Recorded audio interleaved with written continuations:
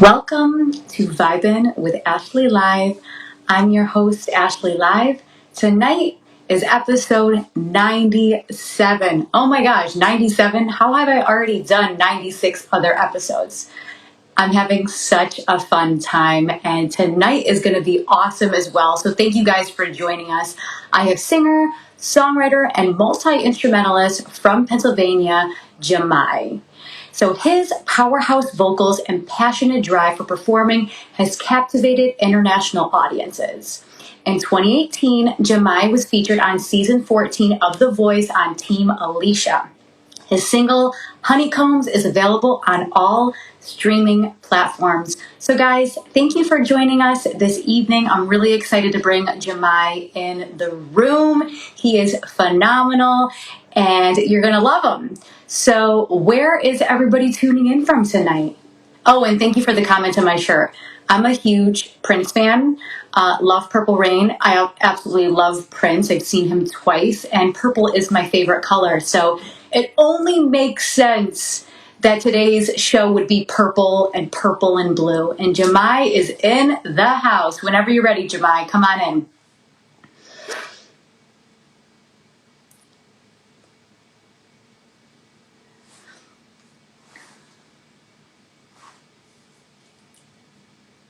Whenever he's ready, Jamai, let's get this party started.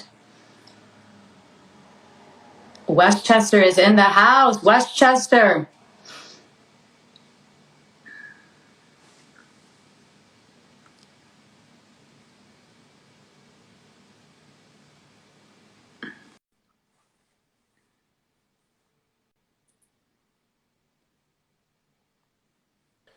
Hello. Jamai. Hi. Hi, how's your night going? I'm good. How are you? I'm trying to get my video right. So just You're good. You're like perfect right now. perfect. Yeah. Hey, what's up? First of all, hold up. You just said that you went to a Prince concert before? You never told me that. Yes, I've been to 2 Prince concerts. How about you? No, never. I've never. I would actually sell my left arm to go back in 1985 to be at the Purple Rain tour. Oh my gosh, I know, 1985. Woo! I saw Prince. I saw Prince in 2004 for the Musicology tour. Musicology. Yeah. And What? I know, and then I saw Prince again at Madison Square Garden for the other tour. Remember when and he was like, Kim, come on stage. Sorry, my manager's in the room. Like, I don't know why he wouldn't just turn it down. I don't know, but I'm sorry. What were you saying? Okay, so remember that tour where Prince invited Kim Kardashian on stage? It was like, come up here and dance. The Yes. 360. Yeah. So there were like 3 nights of that show back to back at MSG. I was not there when he invited Kim on stage, but I was there for that tour. So yes, I saw him twice, and it was just life changing. I would really I'd sell my left arm. I really would. Oh my gosh, I know. Don't you wish like you could just bring Go him? back in time. Yeah, I wish I could go back in time and like just be a part of that like experience that. You know what I mean? Definitely, yeah. Such a man. Music and his stage presence. Like obviously you've seen videos of Prince perform on tour and his videos, and it's just like you're captivated. You just watch him in awe and you're like, oh my god, this dude. Crazy, just insane, just the energy, just the dancing, the musicianship, the just brilliant, man. The courage of like androgynous with like super masculinity and like just like love and sex and God and all those different things. Just like it's just insane. Yeah, there is no one that can do it like Prince. Like Prince was in a league of his own, so when anyone tries to like be the second coming, it's like no. Nobody. Nobody can do it like Prince. Nobody. He Exactly. definitely. So did you hear that they're going to do something at Paisley Park where they're going to display all 300 of his shoes? Nah, I didn't hear that. not hearing that.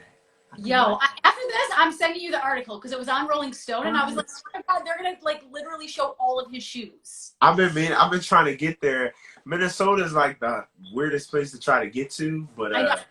I'm definitely going to get there like really, really soon. Like I have to. Yeah. You have to just to experience that and be in the city of Minneapolis.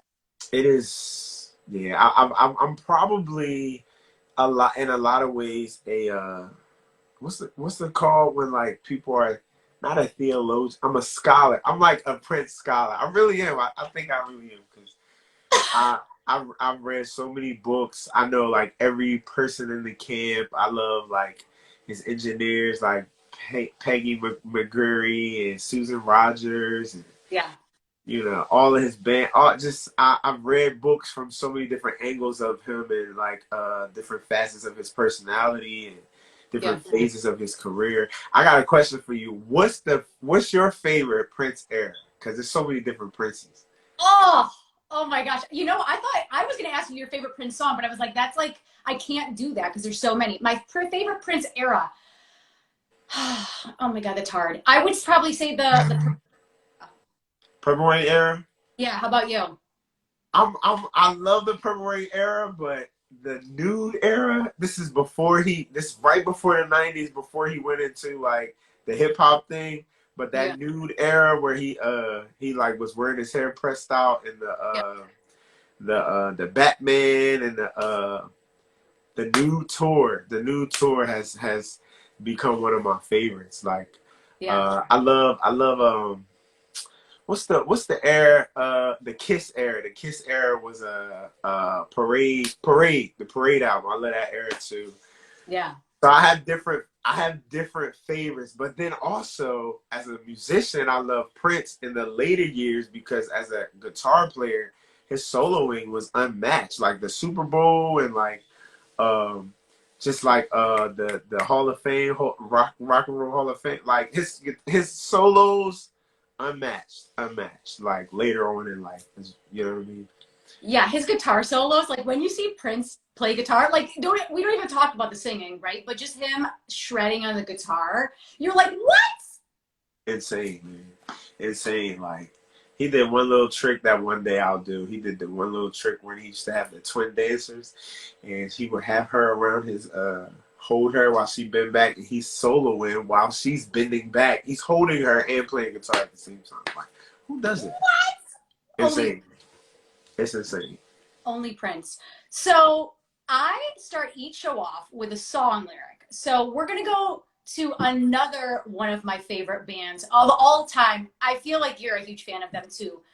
Can't Hide Love by Earth, Wind and Fire, 1976, a song that you covered. So I'm just gonna share some lyrics from the song. You're gonna tell me what the lyrics mean to you. Cool? Okay. You want my love and you can't deny. You know it's true, but you try to hide. You turn down love like it's really bad. You can't give what you never had. Self-explanatory, man. But I think it has a lot of what I've been using in some of my unreleased, my newer music is like the almost arrogance of like not needing her validation to tell me that I'm wantable, Yeah, that I'm desirable, and I'm yeah, telling her that you want me. You know what I'm saying? So like, I think I have subconsciously gravitated to that kind of angle of writing because especially as R&B and as songwriters and as male singers, we in the begging and we in the pleading and but then it's like some a big part of attraction is confidence. A big yeah. part of that is like a big part of getting her over here is acting like or knowing that I'm worth you coming over here. You know what I'm saying? So I like that, the whole confidence thing, because we all know when we meet somebody and they're insecure and you're like, oh, no. Right? yeah, we know it. You can smell it. I don't know what that smell is like, but we all know those characteristics when we see Yeah, them. yeah. So let's start from the very beginning. How did music shape your childhood? And what age was it that you were like, music is what I'm meant to do?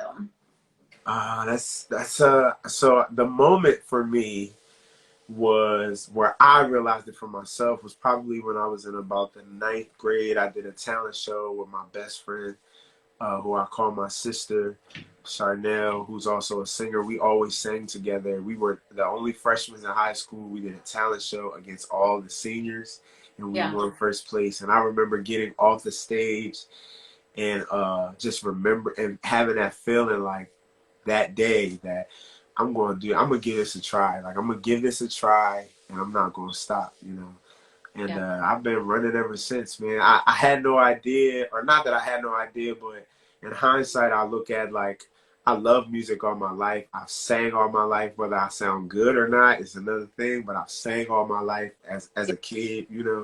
So just the fact that that moment happened, it was like off to the races, man. You know, yeah. What song did you sing for that talent show? we sang Beyonce and Luther Vandross, "The Closer I Get to You." Oh, yes! Yeah, that was Beyonce's "Crazy in Love" came out in like 2003. Hmm. So this was my ninth grade year. This was like her, Beyonce's "Crazy." That Dangerously in Love album was it, and we was like, yo, let's do that Luther Vandross and V joint, and we did it, and we won first place. Oh, it's so awesome. And you're like, this is what I'm doing. Like, it's reaffirmed that this is what I'm supposed to do in my life. For sure. It wasn't even a question. How would you describe the music you create? I think I would describe the music that I create is now super personal. Yeah. I think freedom. I think courage. I think did he just say that? Like I feel sometimes I listen to myself and my new music and I'm like, did you just say that? So like it has becoming my own producer and becoming a musician.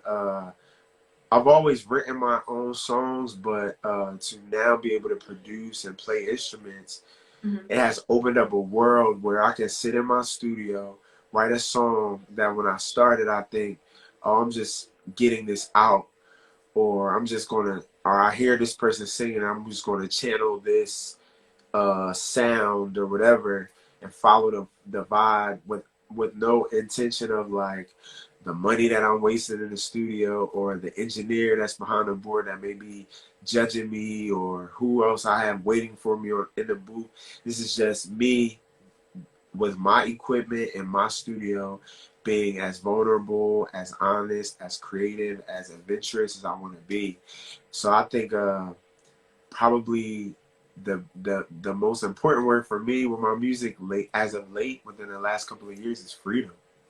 Yeah. That's beautiful. I think it's freedom and honesty. Yeah, yeah, And yeah. I'm super vulnerable. yes. Really vulnerable, really authentic, and yeah, free because as an artist, especially as an independent artist, and every artist, like even if you're not independent, you create music for people to like. You create music in an attempt to get it out, be inspired, do what you love, and hope that people like it, and hope that it puts you in a better position uh, musically.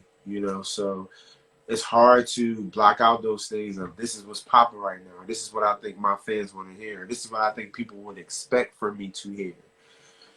But when you can kind of channel and just be within the art and let the art take control, you can record whatever you want and decide to release what you want to release. You know what I'm saying? Mhm. So you produce a lot of your stuff as well. And I really admire that because it's not like you have to go in a studio and be like, oh, hey, now I have to hire engineers and all this other stuff. What made you want to start producing your own music? The inability to find a producer. I think my inability to find musicians that were dependable, Hmm.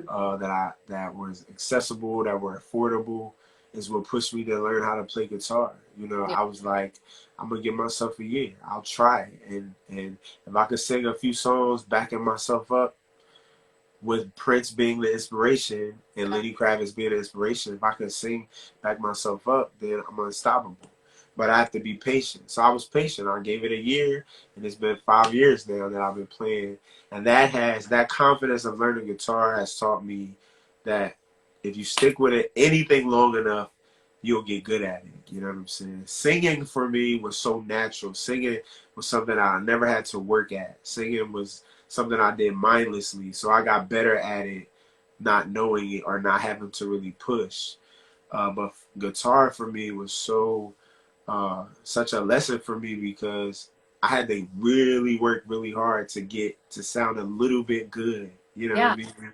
And that's what gave me the confidence to say, why the hell can't I play piano? Why can't I produce my own music? Why can't I learn how to mix my own music if I'm willing to be patient? So I think that's where it all, came from, my quest at playing guitar. Yeah. And I think it's amazing because you were so patient with yourself and you're like, I might not know what I'm doing right now, but if I keep working and working and working and working, like I'm going to have this all taken care of and I'm going to do it like I know what I'm doing. Definitely. Definitely. I think I'm also a methodical person. I'm an overthinker, and I've always liked to write. So I've always been good at documenting, journaling, and so I adopted the 10,000 hours rule. So I literally with guitar would say, if I can get 4 hours in today, then I'm gonna do that, and I will write down. I have a journal of all of the, not a journal, but a log of all the hours that I practice and that I've practiced for years, because if anything can't be measured, it can't be managed. So that's kind of how I think. I think in a, I'm very creative, but I'm very methodical in a way. Yeah. So that helps me. Do you still do that where you say, oh, I played 4 hours today? I don't have time to play 4 hours. Especially now that it's not just guitar, because I practice piano, I practice guitar, I produce, and I also record every day, as well as dancing and the gym and my business. And it's just a lot. Yeah. But I think it's cool that you did that because you were like, okay, I'll do 3 hours a day, I'll do 4 hours a day. And you were like literally counting the amount of hours because 4 hours is a long time to do something. Yeah, it really is. And I sound terrible too. It was so bad. Like, it was terrible. But yeah, I mean, that's what, if you want to be really good at something, like, you really have to work really hard at it. And you have to make sacrifices that are kind of selfish. Sacrifices that your average person is not willing to make. And that's really the only thing that separates Michael Jackson from every other artist in the 80s, or Prince from every other artist in the 80s, or Beyonce from everybody else now, is their willingness to dedicate to perfection. So that's the only difference. I'm just willing to do the work. Yeah. And I think that's so important because everyone's like, okay, what's the shortcut? Like, what's the quickest way I can become famous? And there's no shortcut. Like, you need to put the and you need to keep doing what you need to do to get to that next level. And it's different for everybody. I think, as an artist that like plays instruments and I sing, and you can become like judgmental, or you can say like, this person is famous before this, or they got that for that. But really, everything works into God's harmonies. Yeah. So like, you need this to get that. You need that not so good singer, that not so good rapper, that not so good dancer, to create that balance for whatever. And what good is a good artist if everybody else is just as good? I mean, if you're exceptional and everybody else is not exceptional, that just makes you look even better. You know what I mean? So in a lot of ways, it's just like, you just have to appreciate everybody's journey for what it is. And this will humble you in so many ways. Mm-hmm. So for those people who don't know, you have your own singing telegram business. What made you start this venture? I don't know. Psych. Yeah. So when I was about in high school, maybe 14 or 15, I got the idea to start singing to girls in high school. Yeah. I did it for like Valentine's Day for like $20, and then teachers started getting me to sing. And then in my neighborhood, my dad owned a barber shop, so I would, get the word of mouth from that, and I just did it. I would sing to people, and I think back then it was kind of cute because I was 14, I was a kid, Yeah. so I got a lot of support because I was just trying. And then I felt like, yeah, this is corny. This is awkward. Yeah. I'm getting older. I'm like 17, 18. It's not cute no more. You know what I mean? I got a little peach fuzz. So I kind of stopped. And then I think basically like every Valentine's Day, every Mother's Day, I would just get phone calls and I would just do it here and there. But it wasn't until I like really zoned in and like searched within myself of like from a business perspective, like this is a great opportunity to make some money and to get exposure. So I came up with making it a business. J Telegrams is my singer telegram service. Yeah. And any song, anytime, any place, make them smile with the telegram Yes. is my slogan. And I travel literally throughout the country singing to people, knocking on their doors, popping up at their jobs, showing up on their lawns. I do it quite a bit now. I'm probably traveling 6 to 7 days out of my week every week. Wow. So I'm just blessed to be able to do what I love to do, and I'm blessed to have people that believe in my gift or value my gift enough to pay for it. You know what I'm Yeah. saying? So that's my life right now. Yeah, that's so cool. And guys, I actually pinned it. So you can get everything in the telegram below. It's Yeah. J Telegrams on Instagram. And yeah, guys, if you have anything coming up, like, bridal showers, baby showers, birthdays, all occasions, you do them all. Breakups too. Oh gosh, I would hate to get a breakup telegram. That'd be A weird. few. I've done a few. Like, it would be so nice to see you and have you sing to me, but like, my guy's breaking up with me. Yeah, he's dumping you. He's dumping me. So in 2018, you were on season 14 of The Voice. You sung You Got It Bad by Usher for your blind audition. What made you pick that song? Um, so I'm gonna look really deep into the camera. I picked that song all by myself. Yeah. I decided to pick that song because I love that song, and I had any choice of songs that I could pick being on that show. You hear me? I So Yep. you hear me? Wait, Yes. wait. So yeah, so basically it was the powers that be thought that I sounded a lot like Usher, which I think was a huge compliment. Yep. The task was to sing that song, and I did my best. I did my best. I had never been on television, national television before. Yeah. And everything. I think on the show I had some wonderful contestants. But TV shows like that a lot of times have first time singers. They haven't been doing it for too long. It was a handful of us that have been pursuing music for over a decade. Yep. I mean, over a decade. It was only a handful of us. Everybody else was just like, hey, it's in my break while I'm in between semesters, or Yep. I'm going to try this. But for me, it was so emotional.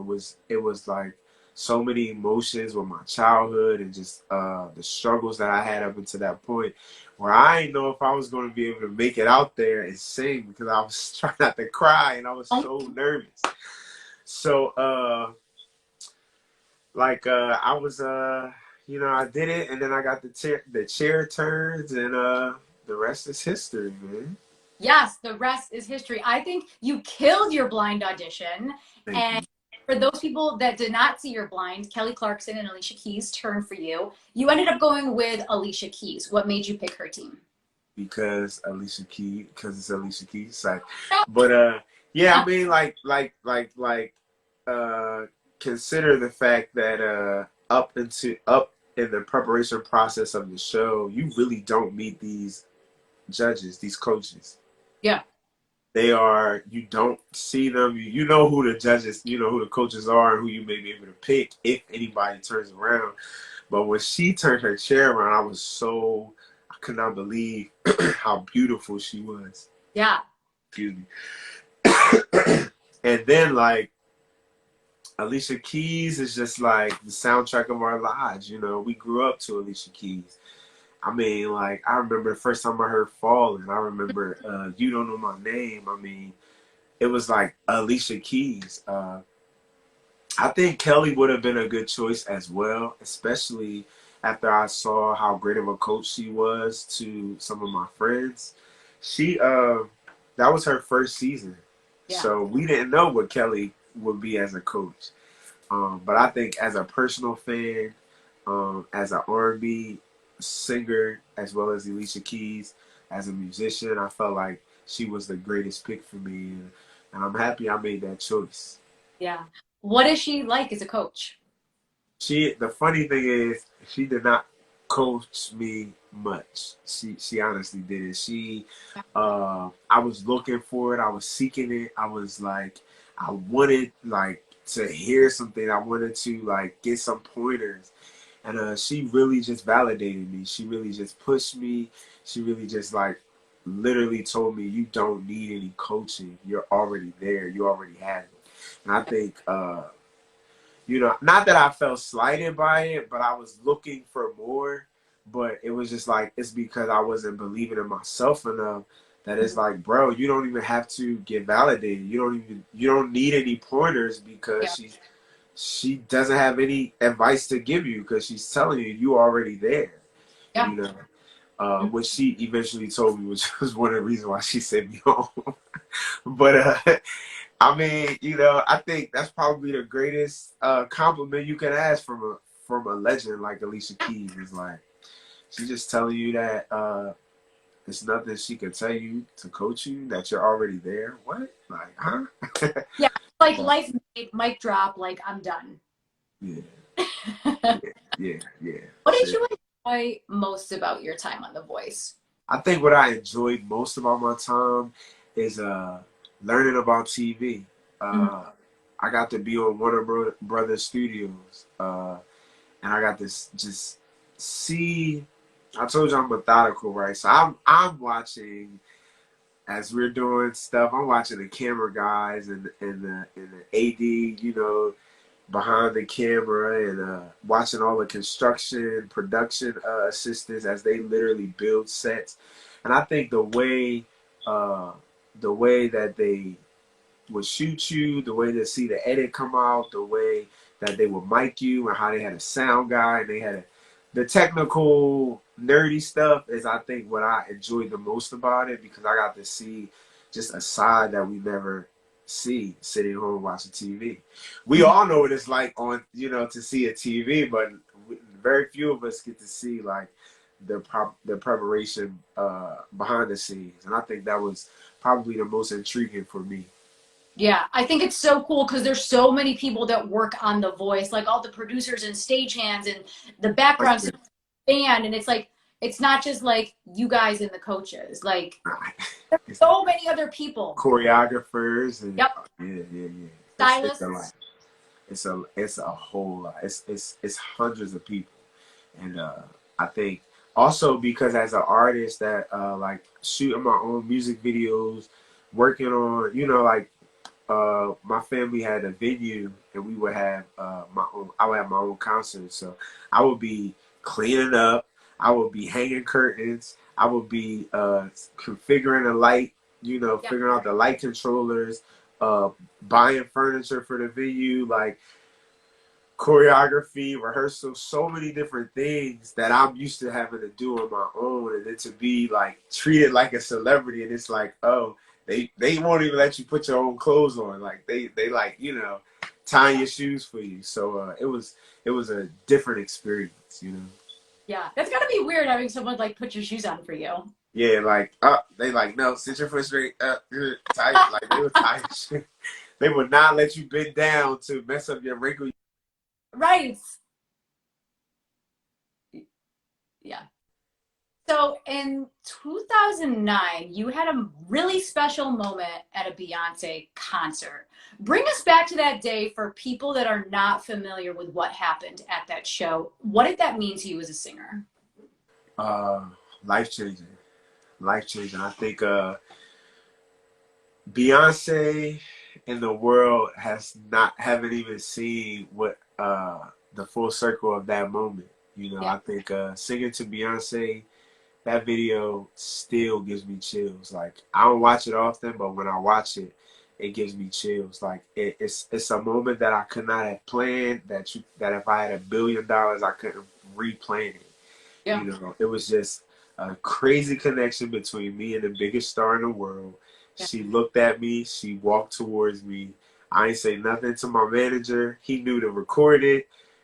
I knew to just do what I need to do. And she gave me the mic and looked at me and then gave it back. And I was just like, yo, like thinking about it is like crazy because like, come on, man. Like, who can really say that they did that before? Like, No it's not too one. many people, man. I think, and then like I can honestly say, like, if you ask me the question, what does Beyonce think of your singing? Like, I can really show you a video of what she thinks about my singing, like Yeah. what she was actually thinking, her genuine expression, her genuine response is like, can you ask? Can anybody pay Beyonce to do that right now? Never. No.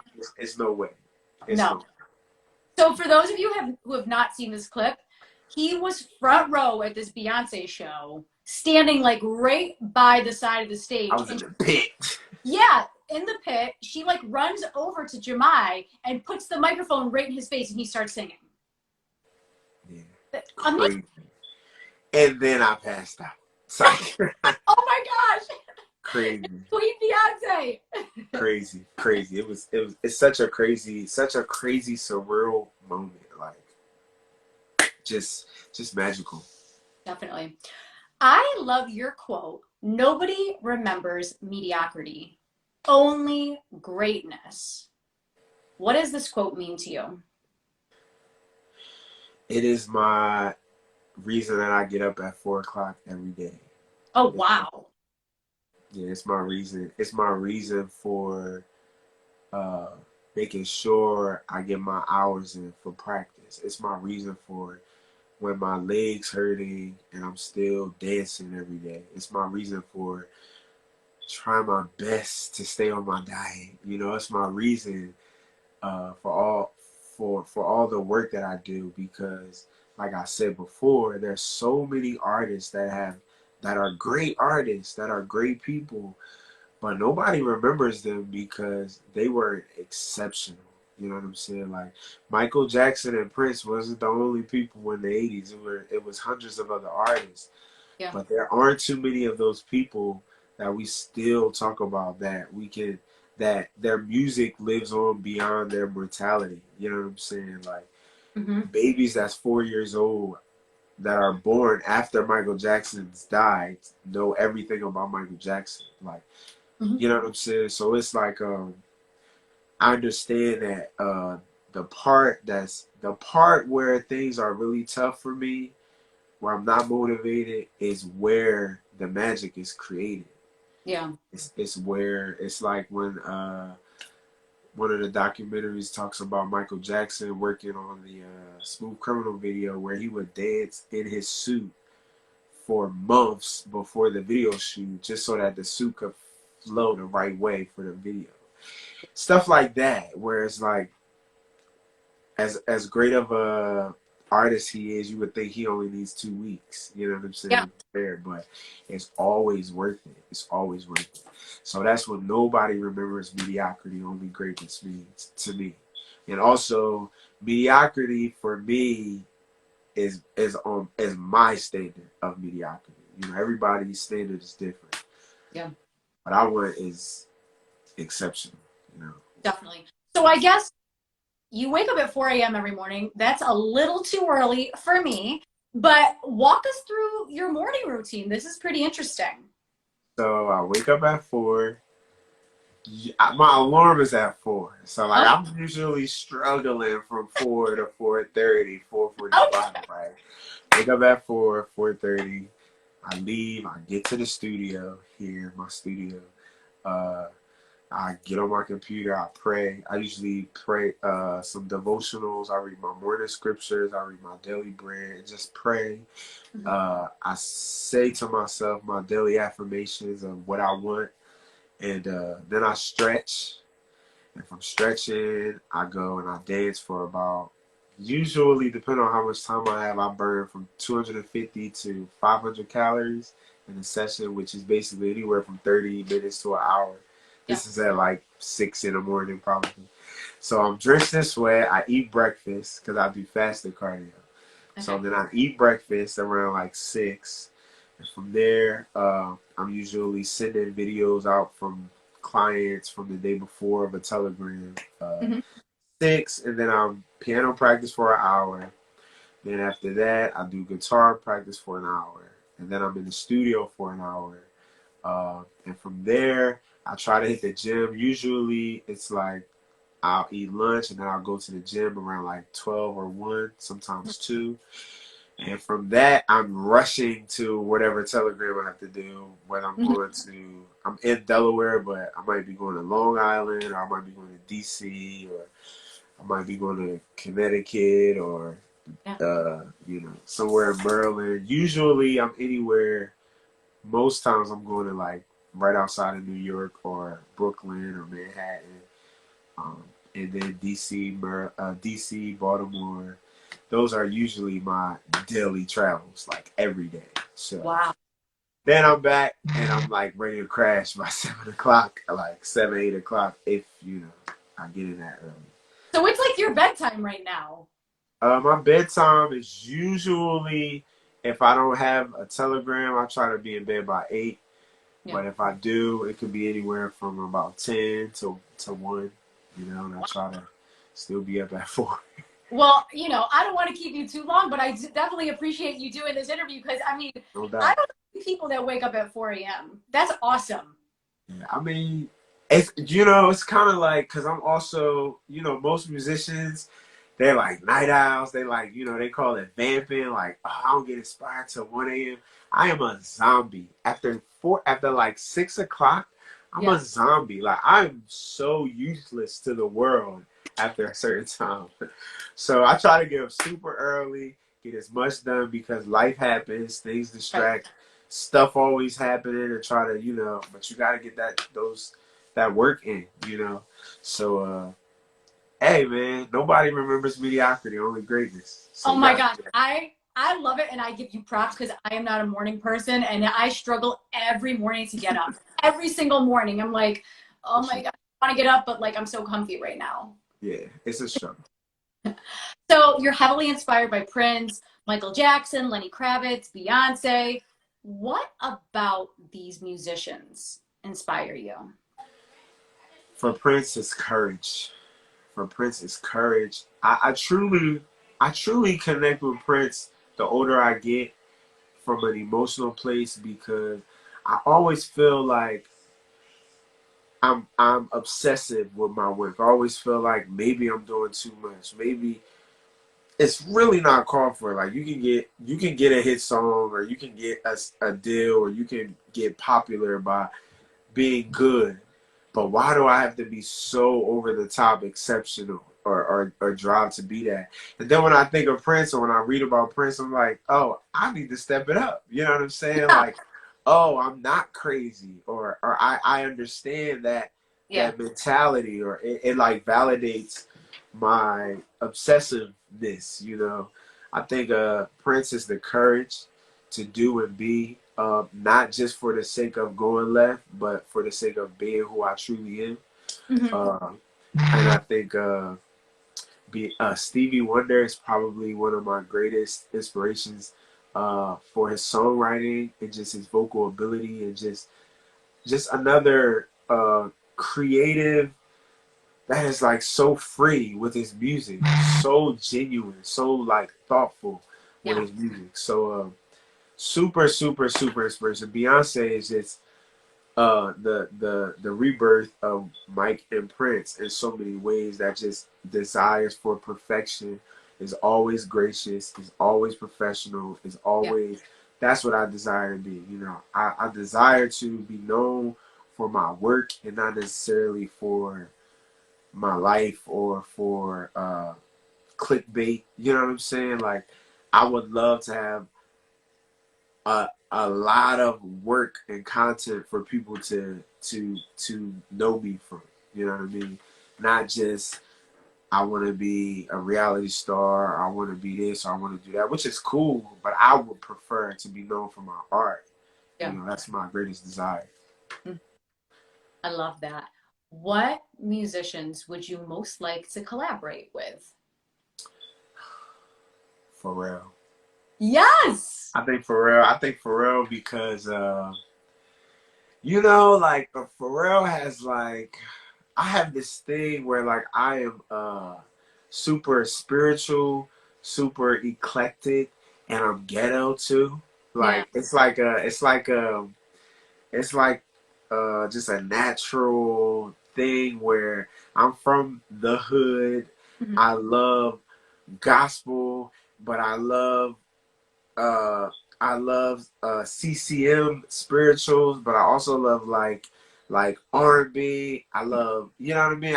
I love like baby making music, but I Yeah. love like electro pop. I love EDM, and I think Pharrell is like, I mean, when you think of like doing something like Britney Spears' Slave to like all I want to do is almost like the fact that his production span is so massive. I think he would like definitely bring something for me that's super authentic and original. You know what I'm saying? So I don't know. Yeah, I think that's a great pick because, yeah, when you think of every song that Pharrell has been a part of, and you're like, wait, he was a part of that song too? And you're like, Yeah, yeah, that's how I felt because I went back, in his earlier stuff, and I'm like, oh my god, like all the songs I like, he was a part of. And you, once you know that sound of Pharrell, you're mm, like, up, I can hear it again. yeah, yeah. It's he's truly a genius, man. I think, you know, Pharrell is like a Stevie Wonder, Prince, Yeah, baby. You know what I'm saying? Like he comes from that world, Earth, Wind and Fire. Like he comes from that world up into hip hop, up into R&B and soul, and the stuff he did with Justin and Britney and yeah, Jay-Z and Beyonce. Just some of the greatest work. And he's also a musician. You know, yeah, I think so much. It's like so much about being a musician is like it like helps you communicate better. It's yeah, like if you were a translator, you yeah, know, but you were like had subpar ability to translate Spanish, you know, you might use a word like that is very, or say that is very pretty, or she is beautiful. But the more articulate you are, you can say, I love how tall she is. I love the way that her skin is so smooth. Or like, you just might be able to paint that picture a little more illustrated better. And I think the more instruments you play, the more you know about music, the more your creativity can like truly be like painted more vivid, you know. So I tend to love musicians. Bruno Mars is another like songwriter that's a musician, and you can tell that he's a musician, and that's why his music is so good. yes, yeah. The storytelling aspects, even Stevie Sure, Wonder, right? sure. The Stevie song, and you're like, wait, Unmatched, how did he just emphasize someone unmatched, walking down the street in the way he did it, right? unmatched, unmatched. You've covered songs by Mint Condition, Jodeci, Genuine, everybody else under the sun. What's one of your favorite songs to perform and why? That's a hard one. I know. That's a hard one. That's really a hard one. I'm sitting here trying to think. This song I just sang just yesterday. It's an R. Kelly song. Yeah. It's called Forever. It was on his Chocolate Factory album. I am a huge R. Kelly fan from a songwriter, musician perspective. And that's a great song, Forever, that I love to sing. Pony by Genuine is like the pop. It's like the pop song. Like it just works. I Yeah. love All Night by Beyonce. I got this version. Now, nobody knows this, but I have this version of Britney Spears, "Hit Me Baby One More Time."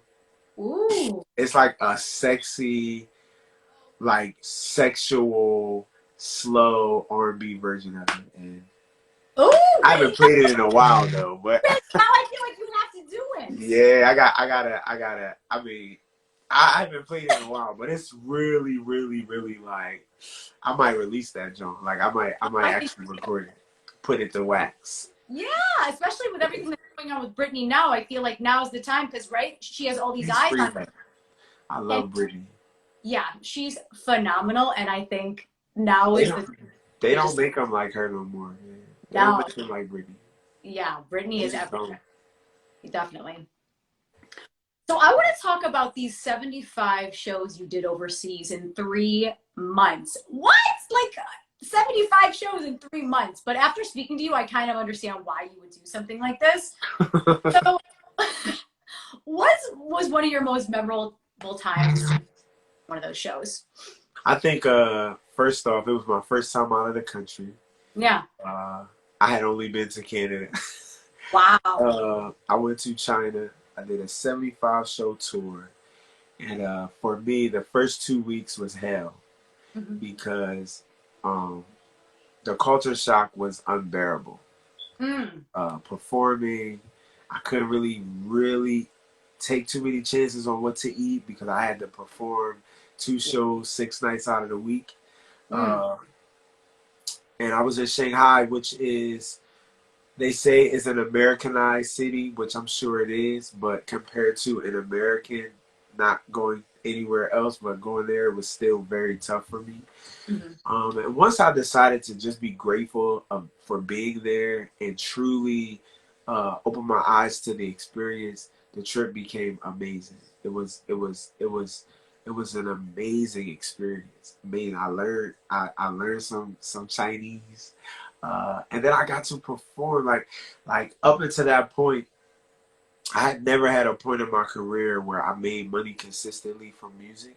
Yeah. And I think for me to get up every day and have the obligation to perform for people in another country, and I get to sing, I get to dance, I get to play guitar and like really like do my style of performing, I just thank God every day because, you know, I was living amongst the common people. I wasn't living like a celebrity over there. You know, I was just living in an apartment building. Yeah. But just to be able to do what I love and get paid for it and do it every single day. Yeah. That's how much I love what I do. You know, it was just such a blessing, man. Just to be able to like, I was like dancing, I was like singing, I was different costumes. Like I got to really, truly, you know, in China, the market is a little different. You can be a black dude with a half shirt and your chest out, and I was throwing water all over myself and just crazy, just like you can do that and it can be a little more readily acceptable. So I got to really like do my thing. So it was such an amazing experience. And I was beat at the end, but it was a great experience. It was so amazing. I had a stage that like rose up. Like I would walk in and I would stay, and then the stage would lift up. Like what? That's crazy, right? Yeah, it's awesome. Do you think you'd do something like that again? Would I? I would love to. I would love to. My plan is to bring that style of performing here to America. You know, Yeah. we just don't have the same kind of venues, and the market's a little different. So, Right. but when I come, it's gonna be that kind of performance. Like I'm gonna show everybody the Telegram dude. This is what I really can do. Yeah. Oh my God. I love Yeah. it. So, Jamai, for these people watching right now who don't know who you are, who don't follow you, tell them where they can find you on all your social media platforms. Jamai.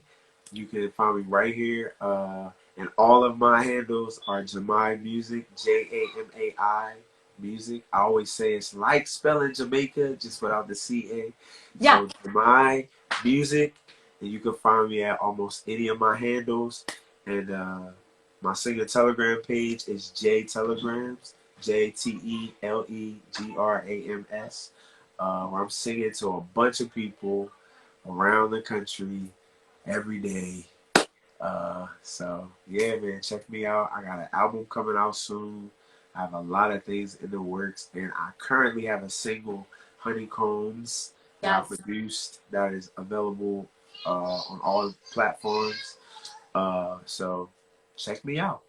Yes. Singing Telegrams is J Telegrams. We pinned it down below for you guys. And do you want to tell the people a little bit more about Honeycomb? Honeycombs is a song that I wrote while I was on The Voice. Yeah. I got to release it a short time after. And it's the first song that I ever produced, that I ever released, that was 100% produced by me, engineered by me, written by me, and mixed by me. So it's me from beginning to end, from every instrument you hear, every lyric you hear, every background you hear.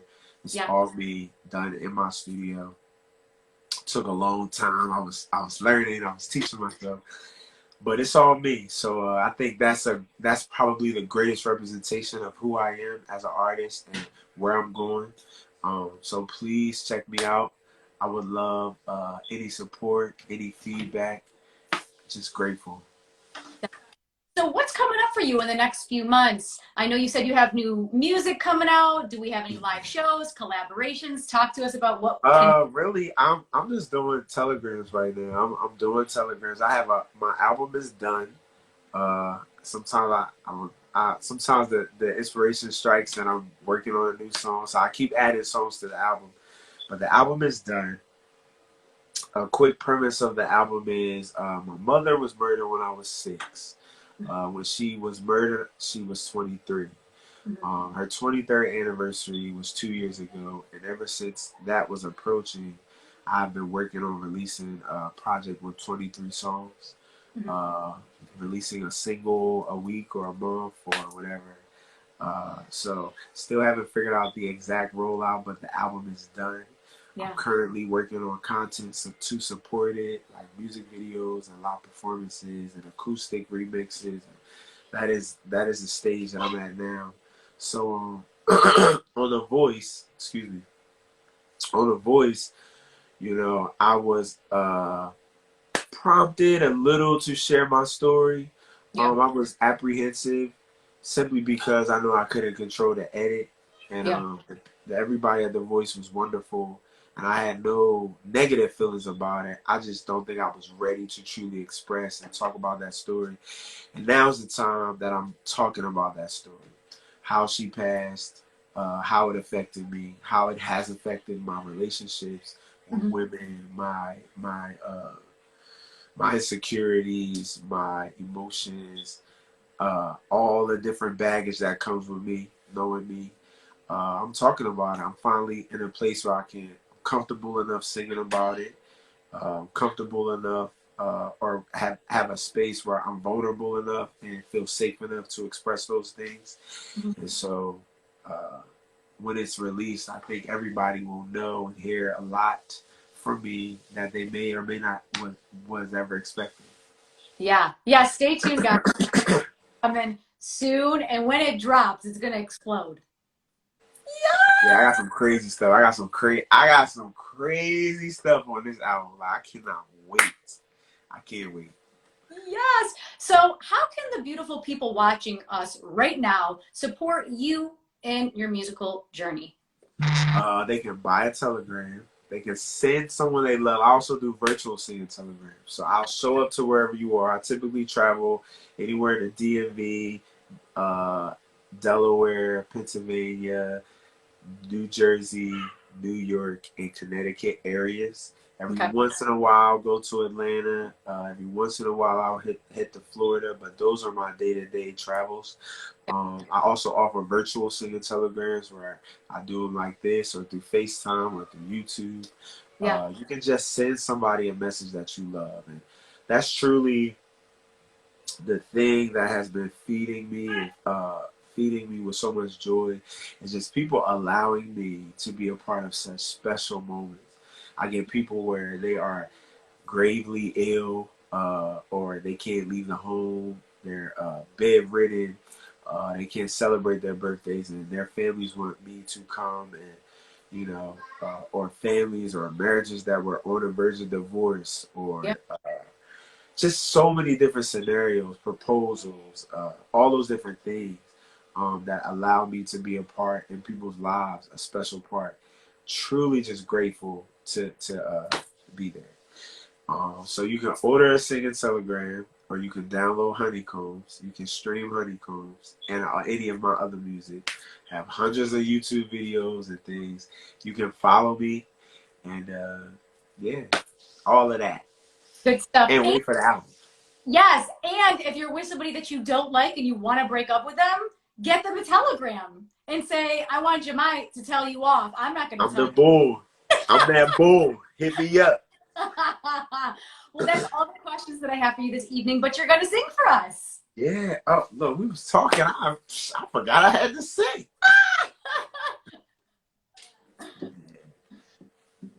Oh, I could have.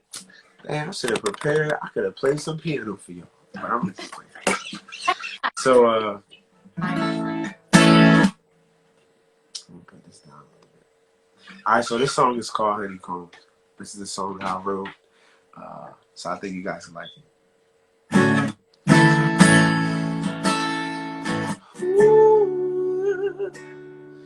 Ooh, ooh,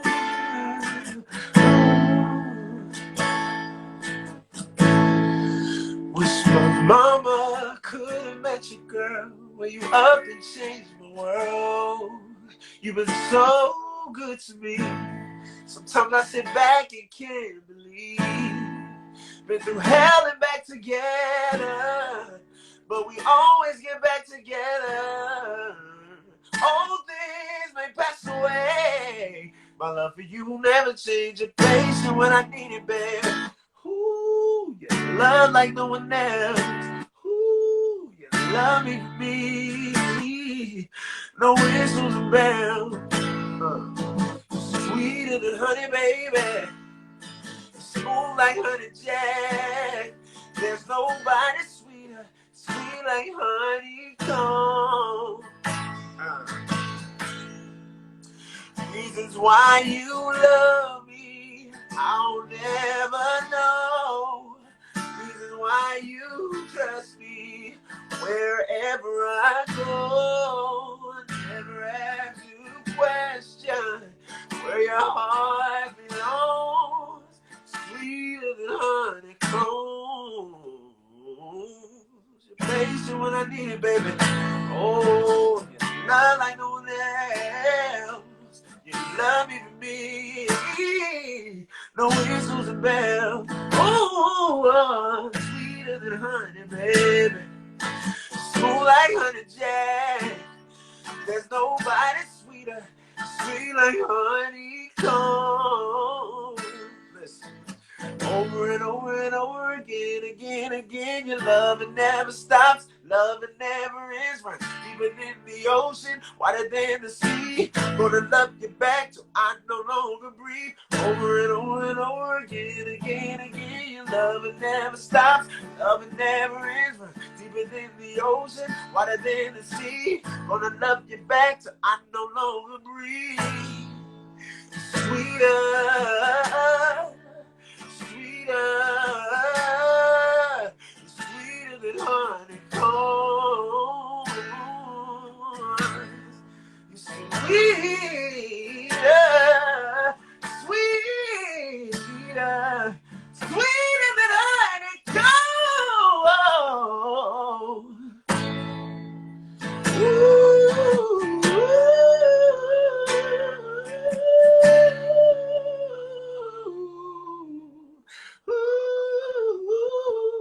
Sweeter than honeycomb.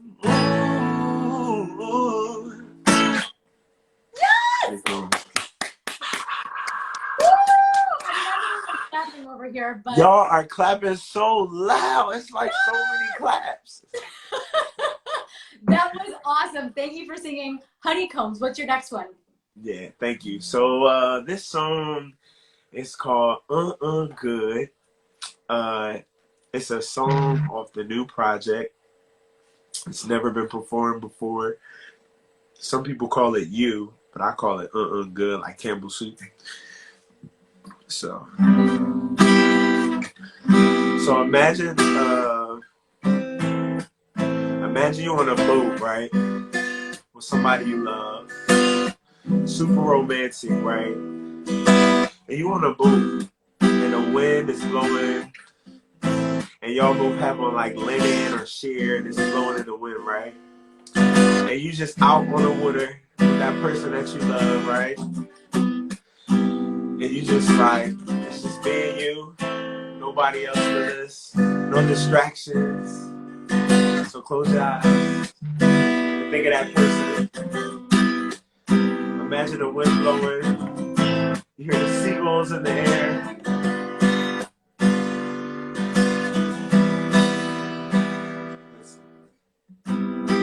There's never no commotion, 'cause there's no one else aware. You have all my devotion. We protect it 'cause it's rare. Let's live life in the ocean. Let's drift away to the sea. Until that time, let's keep loving. And keep it between me and you.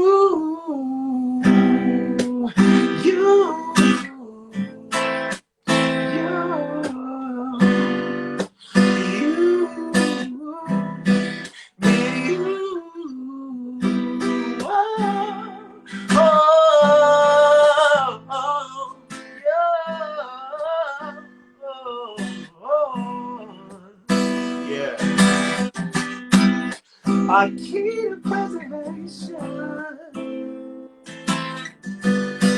is to keep it one-on-one. Yeah.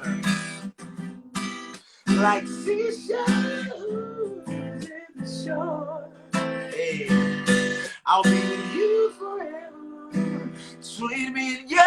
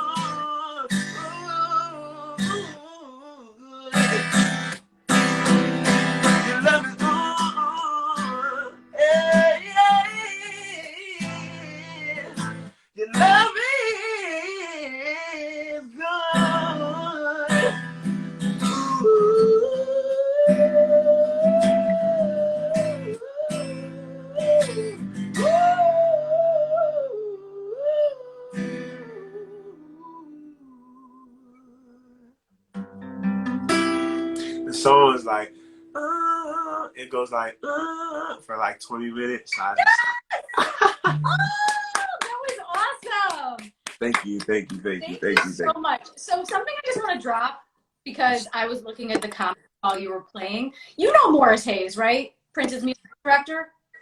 Yeah, not more. You said Morris Day or Morris Hayes? Morris Hayes, his musical, Okay. and he was the Okay. Prince for a long time. Okay. Yeah. So he popped in here while you were singing. No way. Yes, you did. No freaking way. I swear, because I see who comes in and out and who makes comments. He did not make a comment, but I saw his name pop in here. So I don't know if he's still in here. But Morris, thank you. We were talking about Prince for this show. We appreciate you. Yeah, we definitely appreciate you. And we love Prince. And I just wanted to let you know, because sometimes when people are playing, they don't see the chat. And I just wanted to share that with you, Jamai. Thank you, Ashley, for providing such a great platform for me. And thank you to everybody that's tuned in. And I'm just grateful that somebody's interested in hearing my story. I really am. I know. Do you have a couple minutes for some Q&A? For sure. Okay, cool. I just like to check in just to see. So guys, for anybody in the chat right now who has questions for Jamai, please feel free to put them in the comment section below. What song do you wish you wrote and why? See a Chandelier. Ooh. I just, boy, I tell ya, that thing, man, it's a beautiful song. I also wish I wrote, what's that Stevie Wonder song? All is Fair in Love. Now, see, I don't know. You don't really know about that if you're in a real Stevie fan. Yeah. All is fair in love.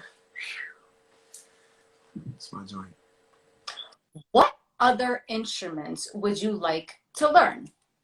I would love to learn the bass. I would love to learn the drums. And I think those are the top two amongst others.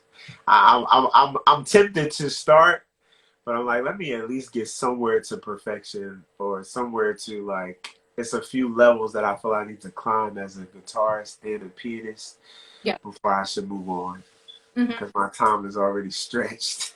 Yeah, it's like you have all these hours where you're doing telegrams or working out or being in this thing. It's insane. Yeah. Do you drink coffee? I do not. What do you drink? I drink this. Water. Oh my gosh. Like one of those a day? Yeah. Clearly I'm not doing well. I'm almost made it. Trust me, you've drank a lot more water than most people have. Yeah, Dave. So I'm always pissing. I'm always everywhere. Can you imagine as much driving as I have to do, and like a much going to the bathroom I have to? It's a struggle, but yes. faithful. What's your favorite venue? My favorite venue. I would love, in this world, in a perfect world, I would love to have or recreate or have at my access like a First Avenue type venue. Yeah. Like, can you imagine like having to go to work every day and you basically battling other bands? Like, and if you're not better than Morris Day's band, then you're gonna get fired. And you got. Yeah. I would love that. You know how much better you would be by having to do that. You know. Yeah. So that would be my perfect venue in theory. Definitely. If you could do 2 collaborations with an artist, who would they be? Beyonce will be one. Yeah. Beyonce, living or dead, or either. I'll say living. It'll be Beyonce and Lady Gaga. Dead. I forgot Pharrell too. Beyonce, Lady Gaga, and Pharrell. Dead. That's a tough one. I know. But I would love to, like, if he wouldn't even be who he was or is, but like Prince, but like he doesn't collaborate with people. But like, yeah, so yeah. How long do you practice a day? Uh, now probably about an hour per instrument. So like an hour of dance, an hour of piano, an hour of guitar. That's how much I practice. Okay. I produce and record for hours and uh, yeah, a bunch and work out and all that other crazy stuff. But practice is about an hour per instrument. Yeah, so that's like three to 4 hours a day. Yeah, I try to be remotely done by noon. So I'm in the studio at about five Hmm. a.m. Hmm. It's crazy. So, any final words for the room? If you got any dreams, please follow them. One thing I would like to say to the world is giving back will always serve you more than getting. Hmm. Let's try to save our world and our planet. This sounds super like Nobel Peace Prizey and super like Miss America. But really, man, I'm very intentional about giving back, like being super mindful. So I hope that I can inspire and encourage everybody to just give. That means give love, give grace, give patience. The smallest things at the grocery stores, in the car, when you know, just give grace, man. Give grace, and it'll come back to you, man. That's And beautiful. work your ass off. That's all. Work your ass off to get what Yeah. you want. Sorry, I'm Yeah. kicking my. Give grace is such good advice, and just work hard. Work harder than the next person, because guess what? There's so many people out there that are doing the same things, and the only way to differentiate yourself is by outworking the person next to you. And there will be a time, hopefully not soon, but there will be a time where you won't be able to work as hard as you're able to now. Right. So control what you can control while you can, so that in life you might have a cushion of money to chill on, or you might have, a beautiful family that's going to take care of back of you, Yeah, take care of you because you've taken care. You know what I mean? So exactly. yeah, Beautiful advice. Jamai, thank you so much for coming on my show. This was so fun. I can't thank you wait to for having me. get back on again when you have new music and this album drops and the visuals and all that good stuff. I'm really excited to hear all that good stuff. And if you don't already, please make sure to follow Jamai. Make sure you stream Honeycombs. Buy a singing telegram at J Telegrams, because Jamai wants to come and sing to you. Like, it's going to be a good time. And thank you guys so much for tuning into the show. If you don't already, follow Jamai. If you don't already, follow me. I'm Ashley Live. This is Vibin with Ashley Live. Appreciate you guys. Thank you so Thank much. you, Ashley. I appreciate you so much. You are awesome. Thank you for reaching out to me. Thank you for being interested enough in my art and my story to give me a platform. I truly, Oh, genuinely. Jamai, you are so sweet. You come back anytime. We can vibe out and talk music and have a fun time, okay? Definitely. Much Uh, love. Thanks, guys. Have a great Thanks, night. guys. Have a wonderful night, guys.